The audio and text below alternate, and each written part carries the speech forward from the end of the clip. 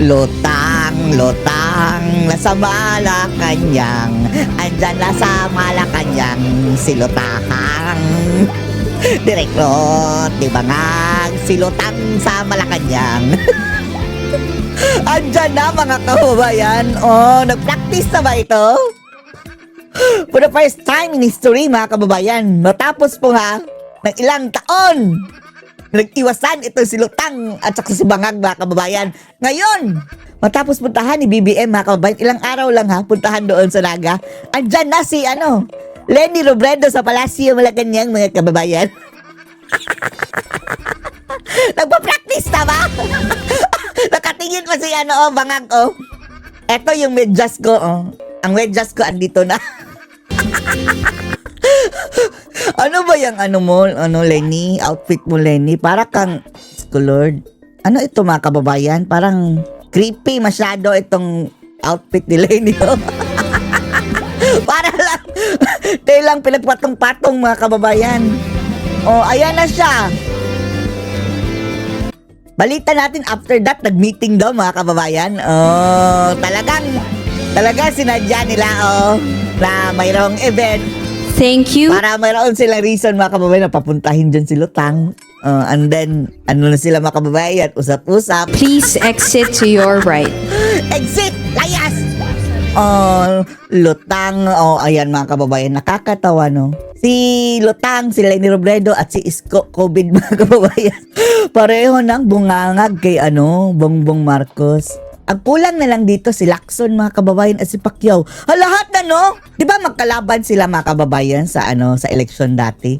Leni Robredo galit na galit kay Marcos. Si Isko galit na galit kay Marcos. Gusto pagbayarin ng estate tax si Marcos ng bilyon-bilyon. Tapos si Ping Lacson, pisot mga kababayan, nag-girlalo daw, bumangag na rin kay Marcos. Grabing alindog ni Marcos mga kababayan, no? Tapos yung isang si Paksiw, nasyunga-syunga, nakibangag Pilipinas. Yun na lang ang kulang. Kumpleto na sila mga kababayan, mga kalaban ni BBM, bumangag na. Bumangag na lahat. Andyan pa yung mga kababayan, di ba? Gubernadora yan na Cebu. Kumusta na pala siya mga kababayan? Hindi ba siya bumaliktad? Ewan na natin ha. Sana nga hindi. Hindi sumuport mga kababayan sa Sara na na parang marami pa siyang sinasabi na hindi mo na ako mamumulitika. Eto, kasama na sila ni BBM. Pero wala ito nga. Ewan lang natin ha. Sa ang nakakapagtaka dito mga kababayan, itong dalawa. Dahil after nito mga kababayan, may meeting. Ayan na si Lenny. Tingnan nyo. Malapitan na outfit mga kababayan. Lord. Buti na lang hindi yan kung ginawang itim itong mga kababayan. Kulay itim itong outfit ni Lenny. Kulang na lang siyang walis. Tsaka sombrero. Pwede na siyang mga kababayan lumipad. Practice na ba ito, Lenny? Nag-practice ka na sa Malacanang? Ayan na sila mga kababayan. Ang saya-saya. Close na close ni Ngagba. Together again. Ang title pa mga kababayan, Leni Robredo Marcos, Together Again in Malacanang. Isko Lord. Ang part 2 sa Lovers in Canal. Ngayon, Lovers in Malacanang na. Anong kabulukan ito? Tapos mga kababayan, ayan na, yan ang picture nila, no? Kasama si Isko. Si Isko, no? Grabe, barkada na talaga ni BBM, mga kababayan. Talagang, Isko, careful. Ayan na, ang meeting nila. Etong mga dilaw na mga kababayan, andon si Vico Soto, Ito, yan ang counterpart na nila ni mga kababayan. Tung sa mga DDS, andan si Kiko Barsaga at saka si tawag doon, Leandro Leviste. Ito yung millennial pa ba yan o Gen Z na? Si pamangkin ni Tutak mga kababayan, Biko. Meeting na sila. Pinklawan yan Meeting na sila mga kababayan. Ano kayo pinag-uusapan? Practice na ba ito? Tuloy-tuloy na ba, Lenny? Go! Dinadayan nila mga kababayan. In the second na bigla si Lenny mga kababayan sa sa rating. 27% daw, tapos si VP Sara 43. And then si Tulpok mga kababayan, nalaglag na si Virus 3 na lang. Kaya kinukumbinsin nila, mas mabuti mga kababayan kung si Lenny. Dahil talagang hindi matatalo ni Lenny si Sara Duterte. Oh, never in 100 years or in 1,000 years mga kababayan. Sige! Ang problema lang dyan kung dadayain, no? Oh, kaya naman, eto, marami tumaas ang kilay mga kababayan dito sa pagkikita ni Lenny at ni Bangag. Ang sabi nila, wala daw politika. Ang sabi ng mga political analyst mga kababayan, sinong niloloko nyo? Pati na nga ang reporter ang sabi, we are not born yesterday. Ano ang basa mo dito?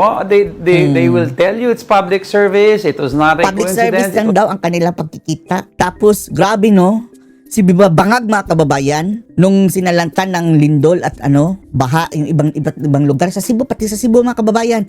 Ang liit lang ng binigay na para sa mga nasalanta mga kababayan. Tulong. Samantalang napunta kay Lenny mga kababayan dahil niligawan si Lenny Robredo.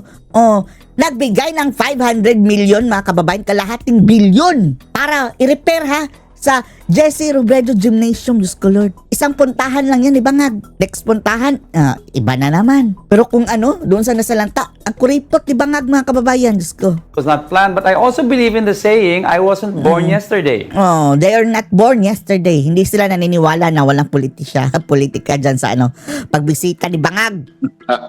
Well, there's obviously a lot of political undercurrent with such a meeting, no? Because as you pointed out, Diego, these are diametric opposites for many decades. Many Isipin mo, decades. they ran against each other twice. Bitter. Yan, grabe pa. Una, sinungaling, magnanakaw, kurakot, diktador. Tapos gayon, I love Marcos. I am the medyas of Marcos na. Rival. Yes. Pero tama ka, it's an executive function. The president is the chief executive. It is his Unfortunately, ang Bangag pa. Mali pa ang ating it napili. is his duty and his mandate to visit his local government executives, of which former Ngayon talaga,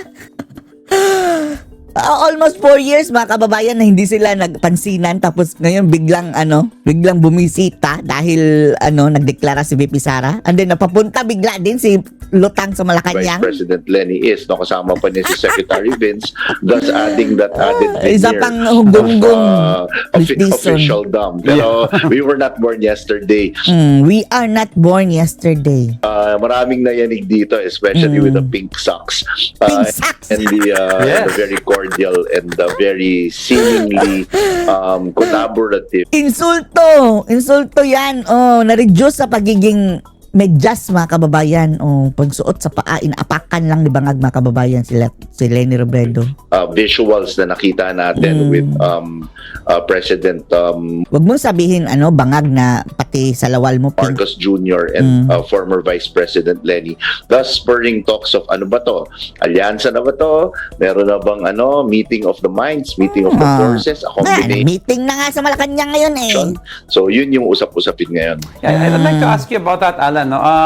Do you think this was, in your opinion, was this a calculated effort by one party, two parties, or was it merely PBBM trying to send a message back to VP Sara? Well, I'll say that all of my spidey sense, my so-called spidey sense of being in this game for a bit of time already, says that political upmanship ang nangyayari dito. It's a brilliant, fascinating, often entertaining game of political chess happening. And funny. Wherein VP Inday Sara stole the thunder from Ninakaw ni Sara mga kababayan ang eksena. Grabe na atake sa kanya, biglang bumaliktad, epic comeback mga kababayan. The impending impeachment proceedings against her by making that announcement, and then after that biglang epic comeback. nagkaroon naman ng meeting si President BBM and his former rival Mayor Lenny. Yeah. So Meeting na ngayon sa stole the Malacanang. thunder away from the announcement naman. Ngayon, yan ang pinag-uusapan. Oh. So, Inagaw na naman. Pero dito mga kababayan sa pag-agaw ngayon ni Lenny, pinagtawanan Pinagtawanan. There's that one-upmanship happening, and frankly, I'm in for it. I love it. Oh, yeah. I think it's nicely unfolding. Before I turn you over, no, I have one follow-up Nakakatawa na lang, doon. no? We spoke, was it a week ago or 2 weeks ago, and you were talking about yung possible moving of the landscape, the political landscape. Ngayon, do you think this recent turn of events could be the catalyst or start of the reshifting of the landscape in politics na dating Aquino Marcos, ngayon hindi na magkatunggali ang Aquino Marcos? Bumangag na eh. Pinklawan Marcos, Robredo Marcos. Yung mga Aquino, wala pa, medyo bumangag na pero hindi pa totally mga kababayan. Si Bam Hesitant. Hindi na magkalaban pala? Well, definitely the critics of Oy, kung ako sa'yo, Bam, pagpag. Bumalik ka na sa dati mong kalaban. Ikayatin mo ang mga natitira mong mga minions. Huwag makibangag kay Marcos. Okay lang kung talagang hindi naman kayo kakabay sa mga Duterte. Pero huwag niyong tulungan si Marcos. Anyway, hindi naman masyadong kalaban ang Aquino mga kababayan. At saka Duterte. Ito lang mga pinklawan, mga dilawang ilan. Simula na kina Lenny. Ang talagang galit na galit sa mga Duterte. Maging neutral ka na lang the pagpag. Duterte brand, the anti-Duterte forces are certainly hopeful that this is the case kasi conceptually and realistically, as of this point, I qualify ko yun. As of this point, the here and the now, the only way really to mount a counter offense against the announcement of VP Inday for the presidency is really to combine and to form coalitions and to make a unified, concentrated coalition against the candidacy of VP Inday. Yun lang talaga ang paraan. Concentrate na sila. Others will say, hindi Nilulunok mga kababayan ang sarili nilang mga suka. hindi yan tama, hindi yan tugma sa aking ideolohiya, sa aking prinsipyo. Sa prinsipyo, no? Well, Nilunok ang mga more prinsipyo power nila to mga the kababayan, people no? who are Dati-rating mga nagsasabing, kurakot, diktador, ikulong na yan. that do Wala stay na. gold, but prepare to have a long and possibly losing campaign ahead kung ganyan ang ugali natin. Alan, ang sinasabi ni Senator Risa Ontiveros, yung United 3% lang si Risa, in fairness mga kababayan. Ang rating ni Risa 3. Opposition, pagka nag-approach daw sa kanila o nag-reach out ang mga pro-Marcos groups, since iba daw yung political backgrounds nila, they'll be considering it worthwhile. Kumbaga, titimbangin muna nila ito. Pero what Kawawa si Risa, no? Present ng present sa kanyang sarili mga kababayan kay Bangag, tapos si Bangag iba ang tinitingnan. are Hindi the si odds Risa. na go na sila na ito na ang magiging tandem nila, that they'll be accommodating itong pro-Marcos groups? Alam mo ma'am, siguro dapat i-klaro muna natin ano ang magiging role ng pro-Marcos groups sa mga liberal candidates and or liberal groups. Alliance ba yan or endorsement? Magkaibang Same. Both. Alliance and endorsement. Kaiba po 'yon. Malaki po ang pagkakaiba ng isang alyansa sa isang endorsement. Alyansa ng Bagoong Pilipinas. Kapag ng Marcos Nakakahiya. Lenny. Gusto mo, maki-join dyan sa mga kurapot? Eto si Lutang ngayon mga kababayan. Wala yang parte sa korupsyon ni Bangag under Marcos administration dahil andun niya sa Naga eh. Pero once na tatanggapin niya mga kababayan, makikipag-alyansa siya kay Bangag, dawit na rin siya. Accessory na siya mga kababayan sa korupsyon dahil hindi niya mapapanagot dyan si Bangag mga kababayan later on. Dahil mayroon siyang utang na loob. So you are a part of corruption already. Gusto mo yan, Lenny? Hindi ka kasali sa corruption tapos sa isang iglap naging crucial part ka ng kurakutan? Sipin mo yan. machinery, let's call it what it is. Kung may isip sabi ka. nga ni Diego, we weren't born yesterday. If the Marcos administration will lend its infrastructure, its vast Makinarya, tapos pera. LGU network, its Pera talaga na, pera ng taong bayan yan ha. governors and its leaders and its mobilizations to the candidacy of a liberal party candidate, endorsement po yan. Doesn't necessarily mean that there is an alliance, there is political horse trading, o kapag nakaupo na ako dyan, ikaw ang magiging cabinet secretary ko, ikaw naman ang magiging ang pipili ng vice president or ng ES ay ikaw. So magkaiba po yan. But I think it is worth, to your point, no, very long-winded way to answer your question. I think it is worth considering, if only for the politics of pragmatism. We do have, there is ideology always, as there should be ideology. Paglalabang ko po yan sa politika. Pero mahirap po ipaglaban ng isang ideolohiya o programa kapag ikaw naman ba ay silang hindi mga nasa pwesto. Yeah. So may kasabihan po tayo, let's win it first.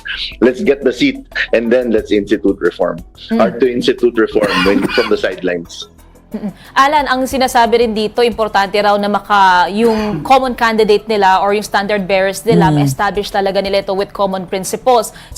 Pero walang mga prinsipyo na eh. Anong prinsipyo niyan, mga kababayan, na ang dami inaaway nyo na ngayon dati? Yan nga ang purpose, mga kababayan, kaya nabuo yung Liberal Party dahil sa galit sa mga Marcos. So if maging How part ng come? strategy talaga to collide with the pro-Marcos groups, paano naman yung optics kaya sa mga botante? Kasi syempre sa kanila, ang nakikita nila, it's a division of political stances, of Pinagtatawanan. values, principles. Pero pag nagsama ito, ano kaya, what's in it for the voters Laughing stock.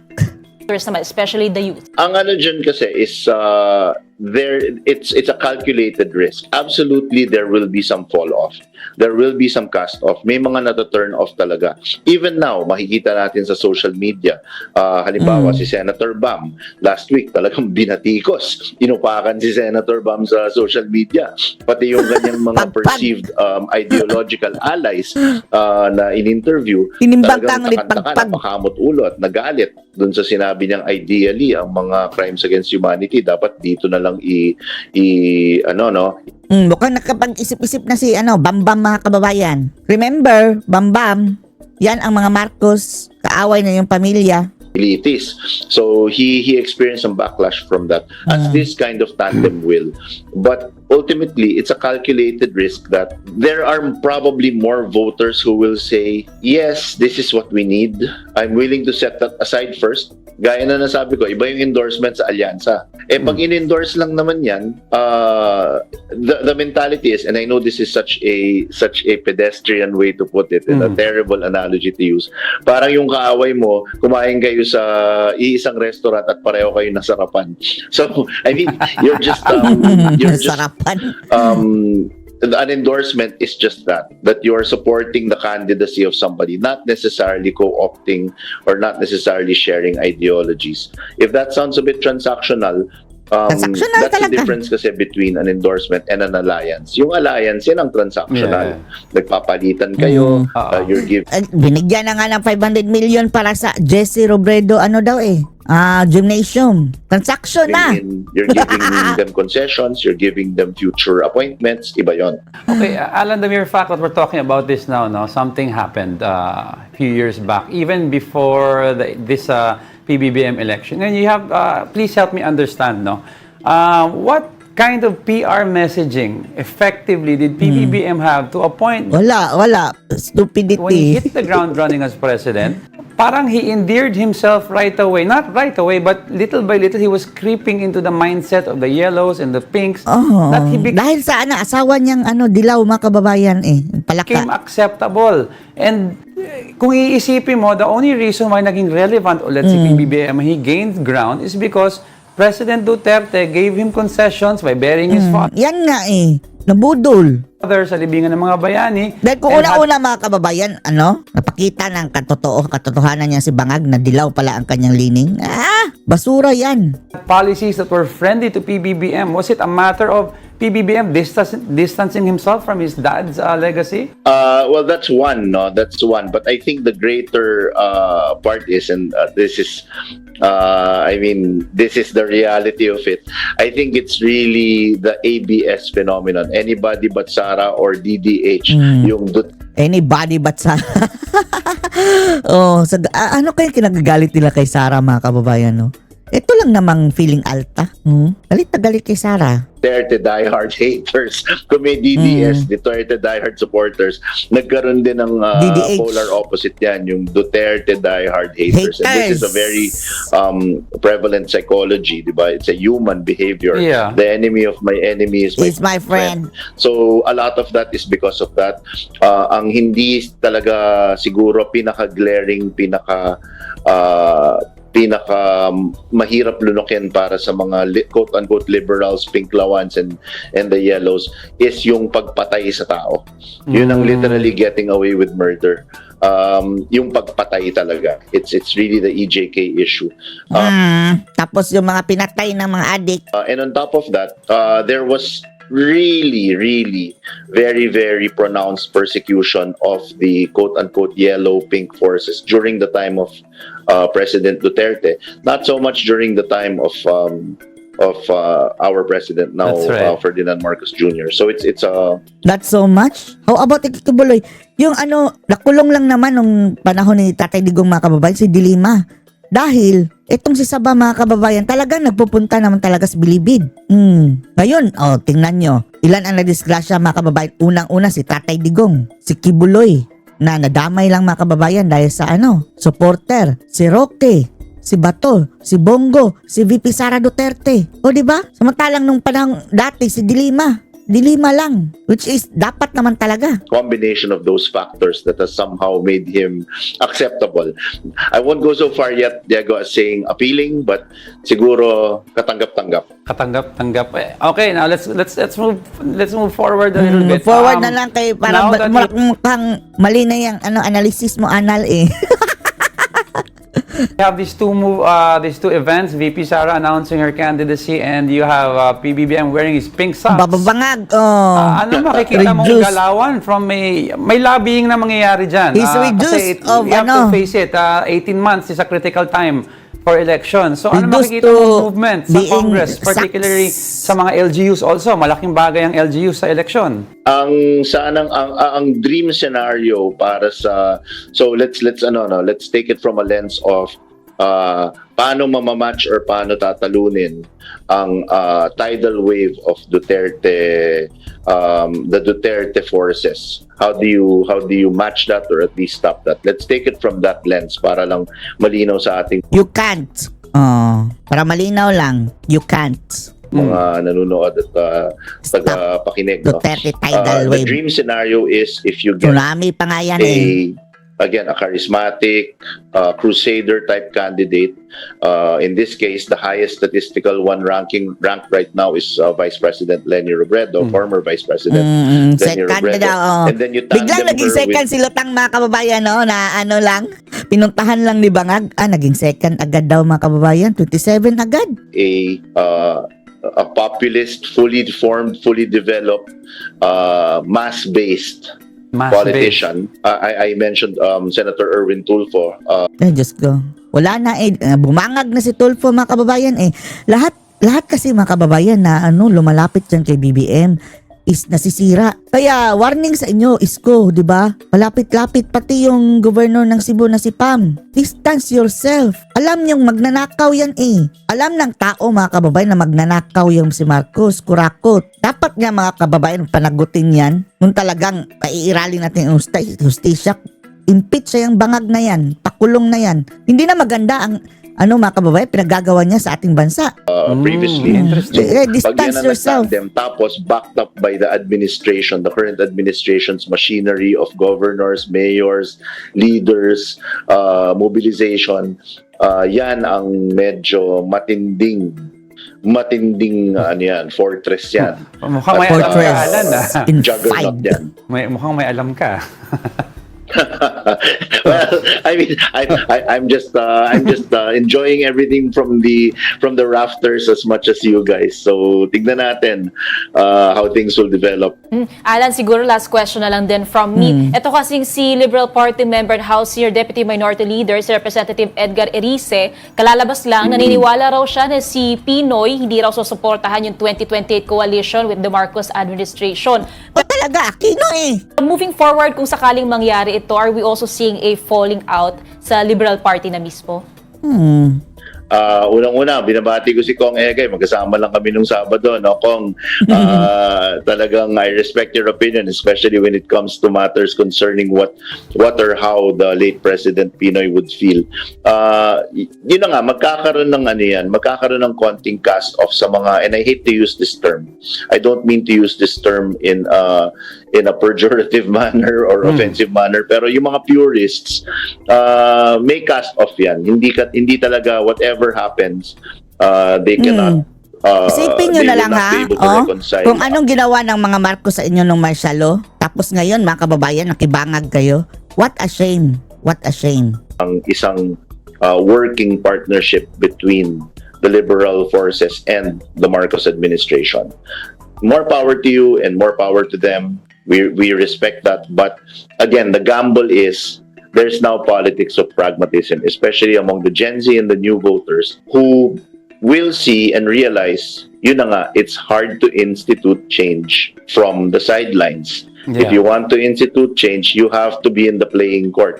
Mahirap yung nasa bench kayo, wala ka sa laro, 'di ba? Paano mo ba baguhin ang sistema kung wala ka pa sa sistema? If that sounds like I'm being morally compromised or ethically compromised, I'm just saying this from a lens of a campaign strategist. Well, That's the pure calculus of Kumusta politics. si Liamas na friendship mo? Naniniwala po ang isang eksperto na Barkada yan ni Liamas, mga kababayan. sinadyang agahan ni Vice President Sara Duterte ang pag-anunsyo na tumakbo sa Panguluhan sa 2028 dahil marami itong dapat ayusin. Ayon sa political analyst Malaki ang kalaban niya. si Kaya Professor dapat Malu maaga. Tiquia, sa Disyembre pa dapat iaanunsyo ng bise ang intensyon na pagtakbo nito. Pero sinadya niyang gawin itong Pebrero para maharap na niya ang mga isyong ipinupukol sa kanya. Magandang timing daw ang ginawa ng bise lalo't malakas pa rin siya sa mga survey sa kabila po ng kaliwat ka ng issue. 43%. Oh, tapos ano pa yan? Dinaya pa yan ha. Yung nagpapasurvey niyan, mga kababayan, mga dilaw pa. ng katiwalian na ipinupukol sa kanya na hindi pa rin niya Hindi nasasagot nagpapasurvey sila, hanggang sa Vice Inday, ngayon. eh. Dati nang sinabi ng kampo ng Vice-Presidente na handa siyang sagutin ang mga Beso, paratang sa beso. kanya sa tamang forum, partikular kung aabot sa impeachment trial ang mga alegasyon laban sa kanya.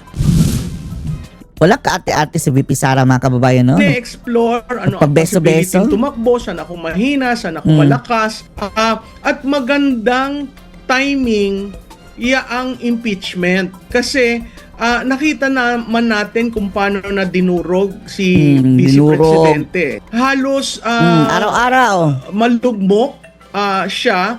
Pero nakita natin yan sa trend ng survey. Nung binabatikos, unti-unting bumababa, naka-recover. Unti-unting bumababa, Hindi tumatalab. naka-recover. Hindi tumatalab, mga kababayan. masasabi mo, si Vice Presidente, kung dati nasabi si Bill Clinton, comeback kid, no? Ito, Hindi naman natalo si VP, so walang comeback. hindi mo Never been dragged down. mapababa ng sad. Yan nga po ang tinig ni Professor Malu Tiquia. Malu! Wala nga po ang profesor na Oh, buti na lang ang mga kababayan, no, hindi napangasawa ni Malo, hindi inchik na si Mr. Wang. Ayun ko. Kataon. Ang sagwa, mga kababayan. Malu. Oh, apektado ng deklarasyon ni VP Sara ang pag-uusa ng impeachment complaint laban sa kanya sa Kamara. Ayon pa kay Tiquia, hindi pananakot sa mga mambabatas ang maagang announcement ni Duterte na tatakbo ito sa Panguluhan. Depende na nila kung takot Ngayon sila. na, aminado siyang malaki ang epekto nito sa magiging kilos sa mga kongresista kung paano hahawakan ang 4 na impeachment complaints laban sa kanya. Isa sa posibleng resulta nito ay posibleng mahirapan na raw ang administrasyon na makakuha ng sapat na numero para mapalusot ang impeachment. Buti nga. Gudas. Dati, ang tawag sa kanya ay defendant ng kaso ng impeachment. Ngayon, siya ang frontrunner sa 2028. The frontrunner. It's a calibrated move para baguhin yung arena. Kasi dun sa arenang yan, kung ikaw ay defendant, talagang gugumuking ka sa numero. Pero kung ikaw ay frontrunner, ididiinan mo ba si Diinan Vice mo ba? Presidente na nagsalita na ng kanyang intensyon? So, accountability ba ito o politika? Muli, iyan po ang tinig ni Professor Malu Tikia. Tikia! Sa iba pang balita o sa kaugnay na balita mga kapatid, kumpiyansa pa rin po ang majority bloc na uusad naman at lulusot sa Kamara ang impeachment complaint laban po sa Vice President. No, mga hudas, oh. Ang Diyos na daw ang kalaban ni Sarah ngayon, mga kababayan, dahil ang testigo daw ni Abante ay ang Diyos. Oh, ang hudas, mga kababayan. Nilagay ang pangalan ng Diyos sa vein. Kahit nagdeklara pa ito Kasalanan niya, na tatakbo sa Abante. Panguluhan sa 2020. Nakaka-impyerno yan, Abante. Baka yan ang dahilan mo para ma-dive ka sa dagat-dagatang apoy, Abante. Kung ako sa'yo, hindi mo na sinali-sali ang Diyos. Malapit ka na sa finish line, Abante. Tapos, kung kailan ka pa malapit nang matapos, doon ka pa matisod. 28 elections. Ayon sa isa sa mga endorser ng ika-4 na impeachment complaint na si Manila Congressman Benny Abante, may sapat silang numero para mapalusot ang reklamo. Yan ay kahit pa sinabi Dahil ng ang witness mo ay ang aliado Diyos. nila na si House Sabi Senior niya. Deputy Majority Leader Lawrence Defensor na mahihirapan na silang makakuha ng 1/3 o higit 100 pirma para po ma-impeach si VP Sara sa pamamagitan ewan ng na resolusyon natin. na siyang shortcut sana Mamaya para na tayo malusot maniniwala. na agad ito papunta sa Senado. Gayunman, kung hindi man may dadaan sa pirma, kumpiyansa silang lulusot ito sa Justice Committee kung idadaan Andyan si sa Abante regular na eh. proseso. Dapat abstain si Nakatanda Abante rin dyan, pong magpulong ang Senado ngayong araw para maglatag naman ng mga pamantayan sa pakikipagdialogo sa Chinese Embassy. Kaugnay naman po yan sa issue ng West Philippine Sea. Nakita na naman natin si Matsing, mga kababayan. Ano na naman kamatsingan yan? Kay Senate President Pro Tempore Panfilo Ping Lacson. Ay, Target nako, nilang mga mapagkasunduan lakswan. kung paano pahuhupain ang girian sa mga opisyal ng embahada. Bukas daw ang caucus para sa mga miyembro ng minority bloc. Lalo't plano ring talakayin sa meeting ang mahabang pagliban sa trabaho ni Senator Bato de la Rosa Ayan na, patatanggal na si Bato, mga kababayan. na Nobyembre pa po hindi nagpapakita. Matatanda ang absent na sa mga sesyon si Bato matapos umugong ang balita na posible siyang mapaaresto ng International Criminal Aresto Court o eh. ICC. Nakatakdang magdaos ng malawakang kilos protesta ang grupong Makabayan. Eto, mga kababayan, kung pag-antay ka na lang Bato, di ba mayroong confirmation of charges kay Tatay Digong? Kung hindi yan makukumpirma, lumabas ka na. Pero kung ang decision ng ICC confirmed, mamaya ka na lumabas sa 2028. Di ba aling matanggal ka? Wag ka lang Sa makulong. EDSA, kahit hindi po sila binigyan ng permiso. Mismong Mga National Capital kurakot. Ikulong na yan, mga kurakot. And then, nakibangag sa mga kurakot. What, the funniest thing, parang comedy na, no? Police Office ang nagsabi na mahigpit nilang ipatutupad ang no Yung kandidato nyo na si Lutang. Wala na, nakibangag na kay Marcos. permit no rally policy sa paggunita po ng ika-4 na pong anibersaryo ng EDSA People Power Revolution. Ikulong na yan, mga kurakot. Tapos, yung mga kababayan, yung babalo na Aquino, pangalan daw nyo, no? Ayaw, nawagan ng Marcos resign. So, paano niya ikulong? Miyerkules. Ang sigaw, ikulong na yung mga kurakot, pero walang Marcos Dawang resign. nabigyan ng permiso na magdaos ng programa sa White Plains sa EDSA. Pero ang giit ng Makabayan, itutuloy pa rin nila ang pagmarcha sa EDSA Ay, tuloy Ortigas nila. sa Pebrero 25. Dagdagan nyo na yung inciting to sedition eh. Renato Babalo. Plano po nilang kalampagin ang administrasyong Marcos Jr. sa hindi pa rin daw isinasauli. Nanakaw na Paano nung mga buang na to, no? Sasadyain na maggulo talaga, mga kababayan. Tapos, sila lang. Kaunti lang sila, mga kababayan. Tapos, kasabot pala sila ng bangag. O sige, maggulo kayo para magdedeklara ako ng martial law. Pwede nilang gawin yan, mga kababayan, ang mga animal. Mag-i-stage sila ng gulo, kunwari. Together with Makabayan Black. Tapos, magmamartial law si bangag. Walang direksyong magaganap. yaman ng kanilang pamilya at sa 10 billion pesos na Pwede nilang kickback ng gawin. Pangulo sa flood Mga control punyeta. scam. Oo. Ano masasabing dito, mga kababayan? Post comments below.